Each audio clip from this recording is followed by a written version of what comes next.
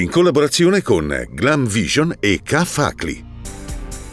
Terribile incidente a Trento, scontro tra due auto, un mezzo si cappotta e c'entra un pedone, grave all'ospedale.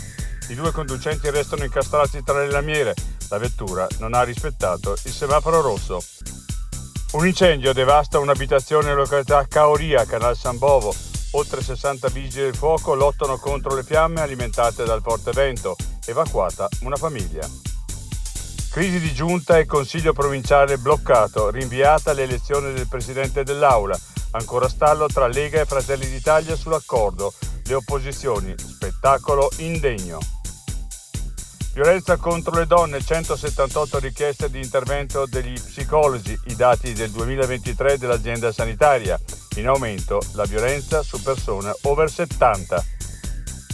Abbattuti 127 capi su 180 per il 2023.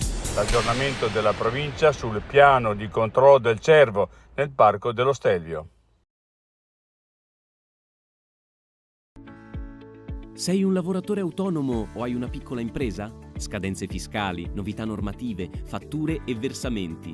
Sono molte le cose che possono farti girare la testa e perdere tempo. Non rischiare. K-Facli ti dà una mano ed è pronto a risolvere ogni tuo dubbio. Grazie ad operatori esperti e con tariffe contenute avrai una consulenza completa anche nelle fasi iniziali, scadenze fiscali e previdenziali rispettate, uno strumento per la fatturazione elettronica, servizi anche online e a distanza, contabilità sotto controllo ma senza stress? Si può con K-Facli.